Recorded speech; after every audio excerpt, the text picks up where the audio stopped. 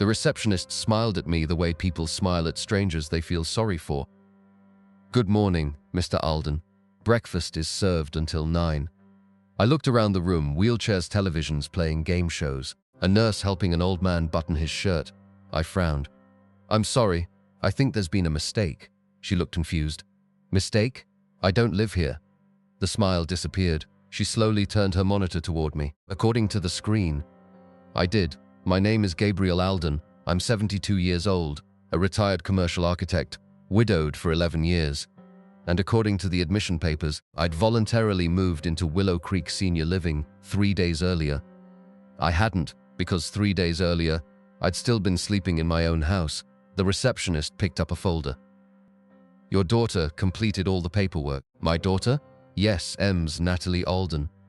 My stomach tightened. Natalie, my only child, the little girl who used to sit on construction sites wearing a tiny yellow hard hat because she wanted to build skyscrapers like Dad. I smiled at that memory, then remembered where I was. "What paperwork?" She hesitated. "The power of attorney documents." My heartbeat slowed, not from calm, from disbelief. I had signed a limited power of attorney 6 months earlier, only because I was scheduled for knee replacement surgery. It authorized Natalie to handle insurance claims, pay utility bills, and speak with doctors while I recovered. Nothing more, certainly not. My house. I'd like to go home. The receptionist became uncomfortable. "I'm afraid that property no longer belongs to you." For a second, I honestly thought she had confused me with another resident. "What did you say?" "It was sold." "My house?" She nodded. "The proceeds were transferred according to your written authorization." I stared at her. "I never authorized any sale." "I'm sorry, Mr. Alden, but according to county records, you did." 20 minutes later, I was sitting in the office of the nursing home's administrator. She placed several documents in front of me. The first was the deed to my home, sold. The second, a notarized power of attorney. My signature appeared at the bottom. It looked exactly like mine, except it wasn't. There was one tiny difference. I always signed my middle initial. Always, every contract, every blueprint, every check. Gabriel H. Alden. This signature simply read, Gabriel Alden. Nobody else would notice. I did immediately. Then I reached the final page. Buyer's name.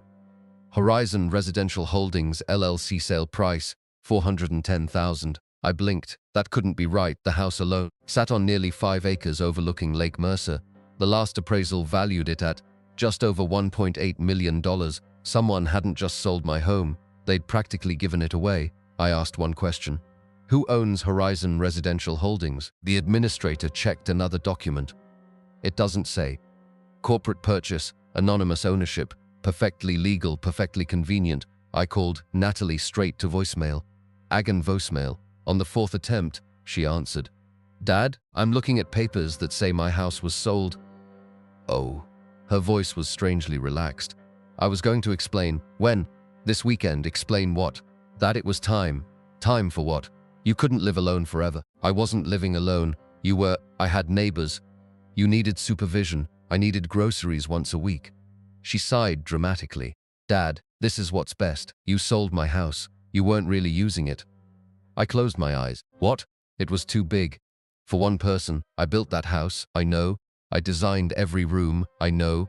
I planted every tree with your mother. I know. Then how could you sell it?" Her answer came without hesitation. "Because you don't need a house anymore." I felt something cold settle inside my chest. What do I need? A safe place. I'm standing in one.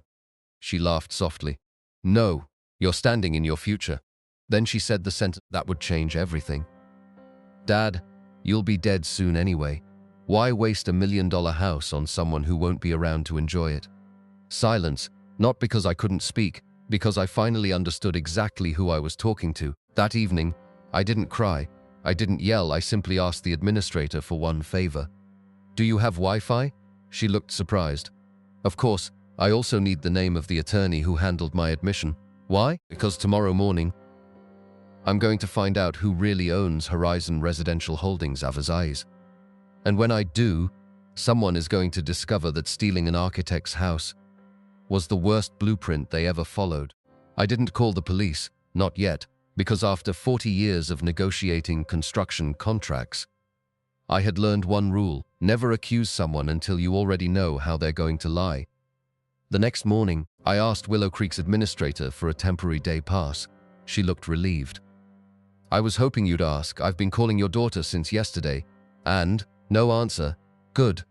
She frowned. Good. If she's avoiding me, it means she's nervous. My first stop wasn't my old neighborhood. It was the county recorder's office for $20. The clerk printed every document related to my property sale.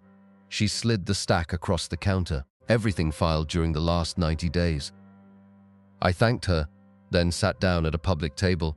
Within 5 minutes, I found the first crack. The notarized power of attorney wasn't the same document I'd signed after my knee surgery. It had 2 extra pages I'd never seen. One paragraph had been added. The attorney in fact may sell, transfer, assign, or dispose of any real property owned by the principal. I stared at the words. That paragraph hadn't existed. I remembered every page I'd signed. There had only been 6. This version contained 8. Someone hadn't simply abused my power of attorney.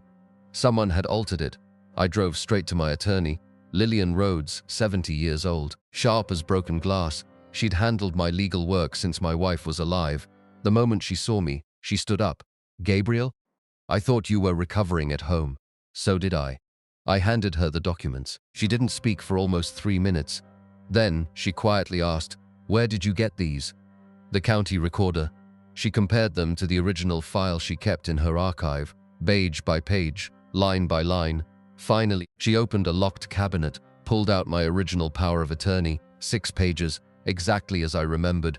No authority to sell property, no real estate clause, no transfer authority, nothing. She laid both versions side by side. Someone had professionally replaced 2 pages, same font, same margins, same paper, almost perfect, almost. They forgot something. What? She pointed toward the bottom corner.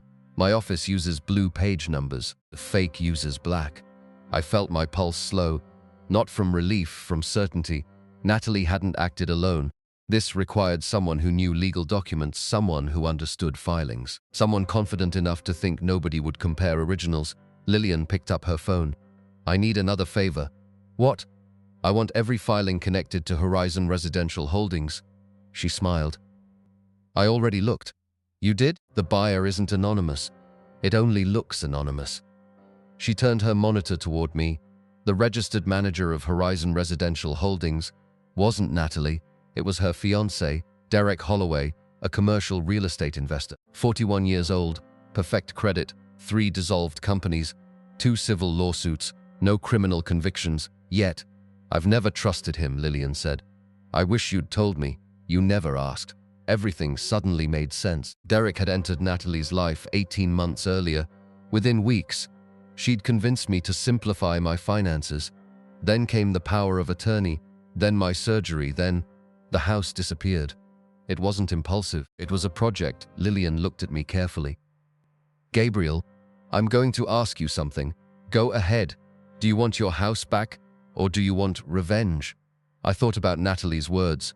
You'll be dead soon anyway. Then I answered, I want both. For the first time all morning, Lillian smiled. Good, because getting your house back is only step 1. She made 3 phone calls. The first, to the title insurance company. The second, to the state licensing board for notaries. The third, to a judge she'd known for nearly 30 years. Not asking for favors, asking for speed by late afternoon. She had enough to make one move, not a lawsuit. Something much smarter. She filed an emergency petition for fraudulent conveyance and asset freeze. If approved, nobody could sell the house, nobody could refinance it, nobody could move a single dollar from the sale proceeds. 2 days later, the judge signed the order, quietly.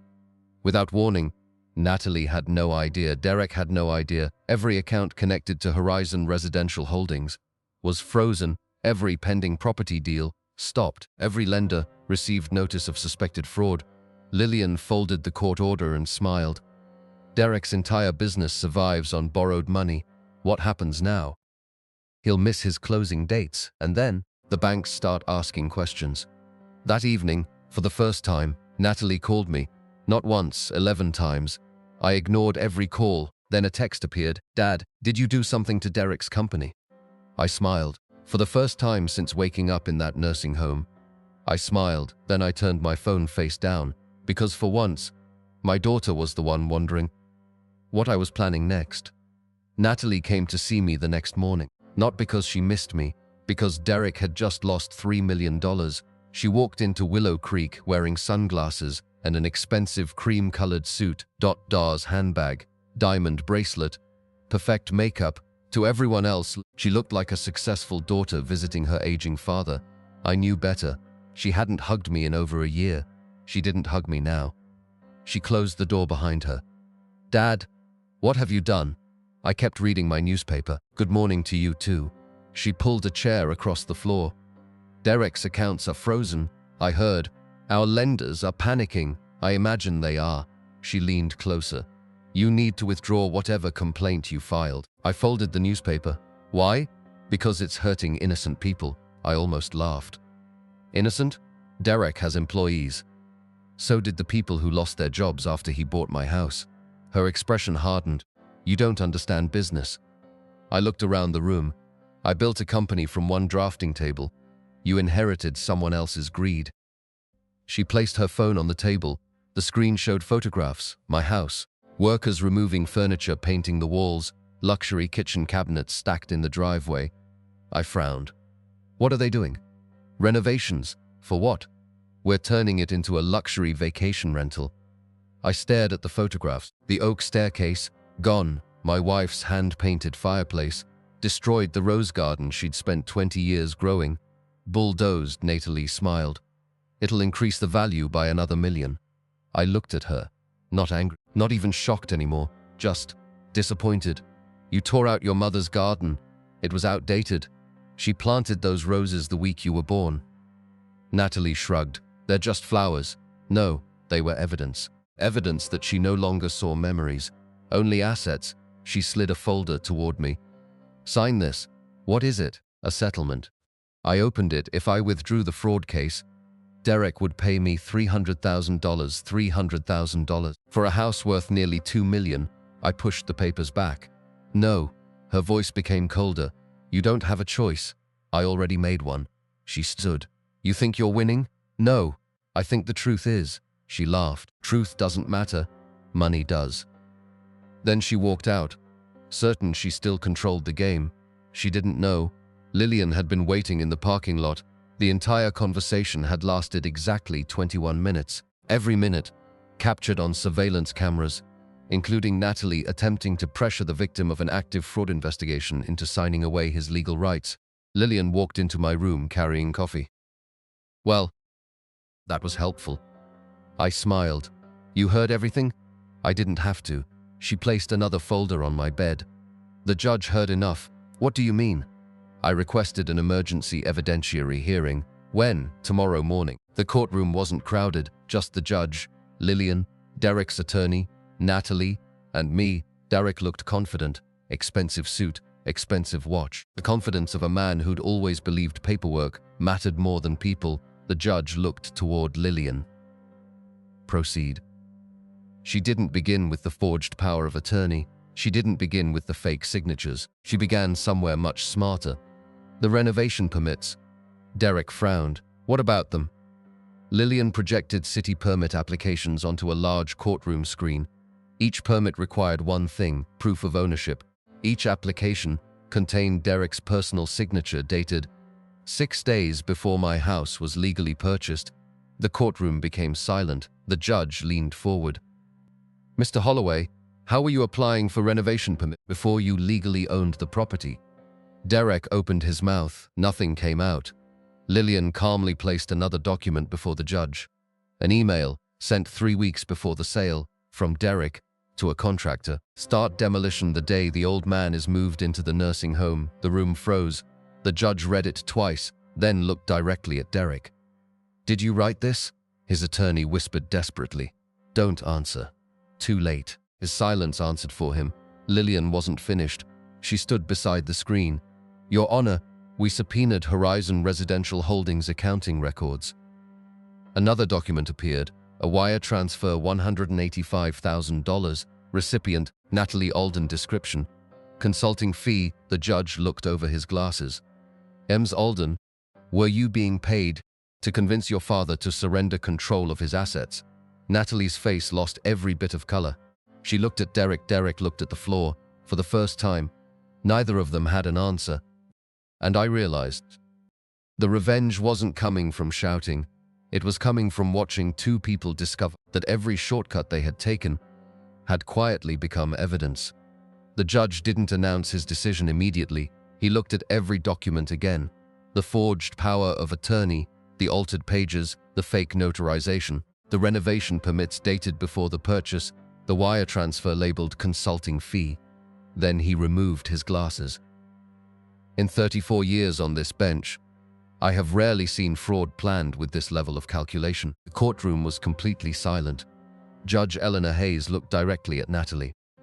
You didn't merely abuse your father's trust, you weaponized it. Then she looked at Derek. And you treated an elderly man as an obstacle to a real estate investment. Her ruling came one sentence at a time. The sale of Mr. Gabriel Alden's residence is hereby declared void. My house was legally mine again. The deed recorded by Horizon Residential Holdings is cancelled. The fraudulent power of attorney is revoked in its entirety.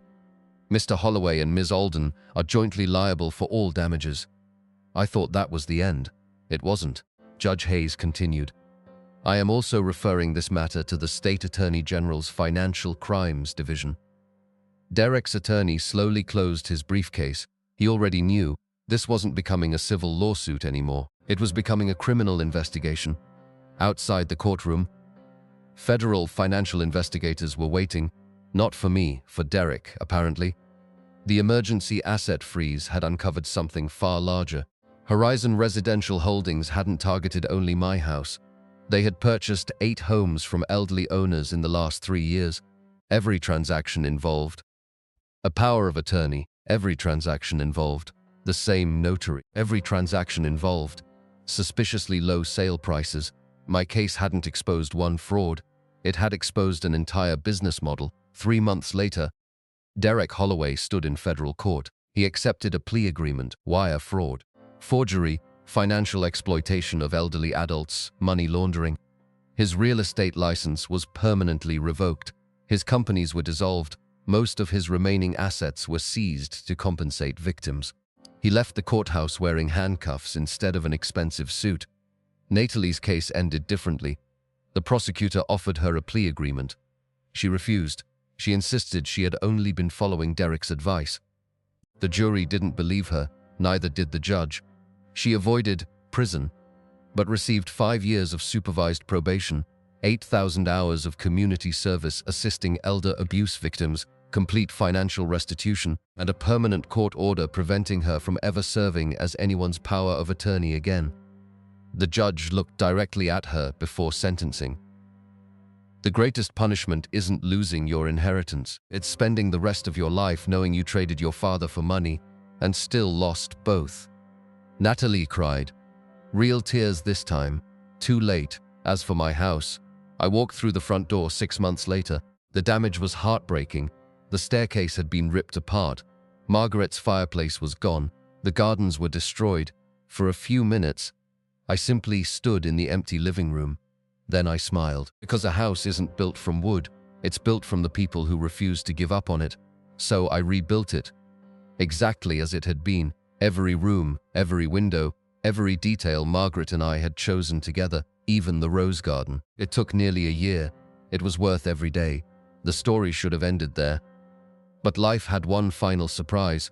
While reviewing Derek's seized business records, investigators discovered that he had attempted to purchase dozens of historic lakefront properties through fraudulent companies. The county decided to preserve the entire shoreline instead of allowing future speculation. When they learned I had originally designed several public buildings in the area, they asked whether I would help create something new.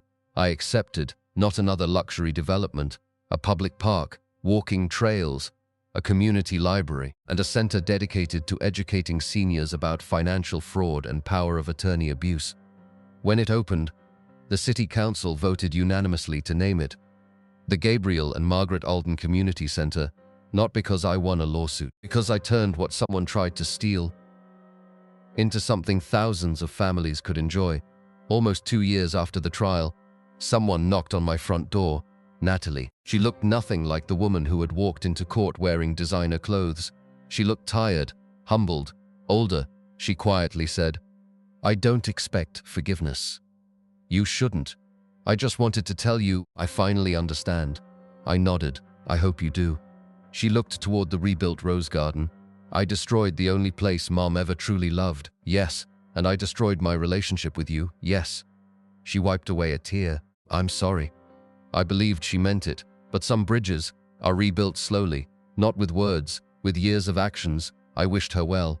Then I gently closed the door, not out of hatred, out of peace. Every spring, children run through Margaret's rose garden during the community festival. Families picnic beneath the trees we planted decades ago.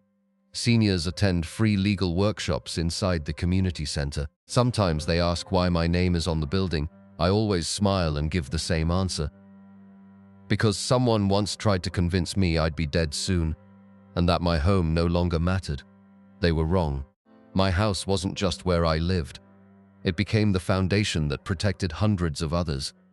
Sometimes, the strongest revenge isn't taking something back, it's making sure the people who tried to destroy your legacy end up strengthening it instead.